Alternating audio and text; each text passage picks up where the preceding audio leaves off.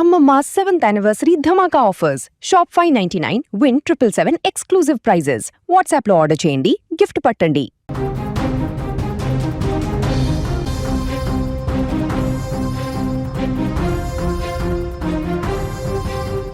బెంగాల్ రాజకీయం ఇప్పుడు కొత్త చరిత్రకు సాక్ష్యంగా నిలిచింది. అధికార బలంతో అణిచివేయాలని చూసిన వాళ్లకు ఓటర్ దేవుడు కోలుకోలేని దెబ్బ కొట్టాడు. అన్యాయం జరిగిన చోటే న్యాయం గెలిచింది. కన్నీళ్లు కార్చిన కళ్లే ఇప్పుడు విజేతలుగా నిలిచాయి.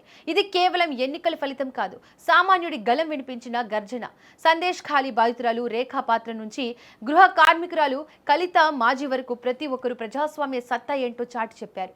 ఉద్దండులను చెప్పుకునే రాజకీయ నేతలను మట్టి కరిపించి అసెంబ్లీలోకి అడుగు పెడుతున్నారు. ప్రజాస్వామ్య యుద్ధంలో సామాన్యుడి ఓటు ఎంత శక్తివంతమైందో పశ్చిమ బెంగాల్ అసెంబ్లీ ఎన్నికల ఫలితాలు నిరూపించాయి. అధికారం చేతిలో ఉంది కదా అని సామాన్యులను అణిచివేయాలని చూస్తే అదే ప్రజలు ఎలా బుద్ధి చెబుతారో ఈ తీర్పు ఒక ఉదాహరణగా నిలిచింది. ముఖ్యంగా వేధింపులకు గురైన బాధితులు, నిరుపేద మహిళలు ఈ ఎన్నికల్లో యోధులుగా మారి రాజకీయ దిగ్గజాలను ఓడించారు. ఇది కేవలం గెలుపు కాదు, అన్యాయంపై జరిగిన తిరుగుబాటు. బాధితుల గళం శాసనసభలో వినిపించబోతోంది. సందేశ్ ఖాళీ బాధితురాలు రేఖా పాత్ర నుంచి కోల్కతా డాక్టర్ తల్లి రత్నదేబ్నాథ్ వరకు ప్రతి ఒక్కరు ఓటు అనే ఆయుధంతో ప్రత్యర్థులను ఓడించారు. సందేశ్ ఖాళీ ఈ పేరు వింటేనే బెంగాల్లో జరిగిన అరాచకాలు గుర్తొస్తాయి. అక్కడ సామూహిక అత్యాచారానికి గురైన ఒక మహిళ రేఖా పాత్ర. తనపై దాడులు జరిగినప్పుడు ఆమె కుంగిపోలేదు. అధికార పార్టీ నాయకుల బెదిరింపులకు భయపడలేదు. ఎన్నికల బరిలో నిలిచి తనను వేధించిన పార్టీ అభ్యర్థిపైనే పోటీ చేసింది. ఫలితాల్లో ఆమె 5,000 పైచిలకు ఓట్ల మెజార్టీతో విజయం సాధించింది.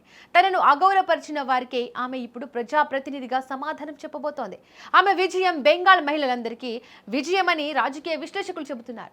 ఇక కోల్కతాలోని ఆర్జికర్ మెడికల్ కాలేజీ ఘటన యావత్ దేశాన్ని కదిలించింది. అక్కడ దారుణ హత్యకు గురైన జూనియర్ డాక్టర్ తల్లి రత్నదేబ్నాథ్ పడిన ఆవేదన అంతా ఇంత కాదు. నిందితులను కాపాడే ప్రయత్నం చేసిన అధికార పార్టీ తీరుపై ఆమె తీవ్ర ఆగ్రహంతో ఉంది. న్యాయం కోసం వీధుల్లోకి వచ్చిన ఆమె చివరకు ఎన్నికల బరిలోకి దిగింది. ఆమెకు ప్రజలు అపూర్వమైన మద్దతు ఇచ్చారు. ఏకంగా 28 ఓట్ల భారీ మెజార్టీతో ప్రత్యర్థిని ఓడించి రికార్డు సృష్టించింది. ఒక తల్లిగా తన కూతురికి జరిగిన అన్యాయాన్ని ప్రజల దృష్టికి తీసుకెళ్లి వారి ఆశీస్సులతో విజయం అందుకుంది. ఈ విజయం నిందితులకు, వారిని వెనకేసుకొచ్చిన వారికి ఒక గట్టి హెచ్చరిక. మరో అద్భుత విజయం కలిత మాజీది. ఆమె ఒక సాధారణ గృహ కార్మికురాలు. 4 ఇళ్లలో అంట్లు తోముతూ ఇల్లు తుడుస్తూ బతుకుతున్న ఆమెకు రాజకీయాలంటే తెలియదు. కానీ ఒక సిద్ధాంతానికి మద్దతు ఇచ్చినందుకు ఆమెను అధికార పార్టీ కార్యకర్తలు వేధించారు. పేదరాలు కదా అని తక్కువ అంచనా వేశారు. కానీ కలిత రాజీపడలేదు. ఎన్నికల్లో పోటీ చేసి 12,000 ఓట్ల మెజార్టీతో తనను వేధించిన పార్టీ అభ్యర్థిని ఓడించింది. సామాన్యులే అసలైన బలం అని ఆమె నిరూపించింది. ఈ ముగ్గురు మహిళల విజయాలు బెంగాల్ రాజకీయాల్లో ఒక కొత్త అధ్యాయాన్ని లిఖించాయి. ప్రజాస్వామ్యంలో ధనబలం, అంగబలం కంటే ప్రజాబలమే గొప్పదని ఈ తీర్పు స్పష్టం చేస్తోంది. అణగారిన వర్గాల గలం ఇప్పుడు సగర్వంగా అసెంబ్లీలో వినిపించబోతోంది.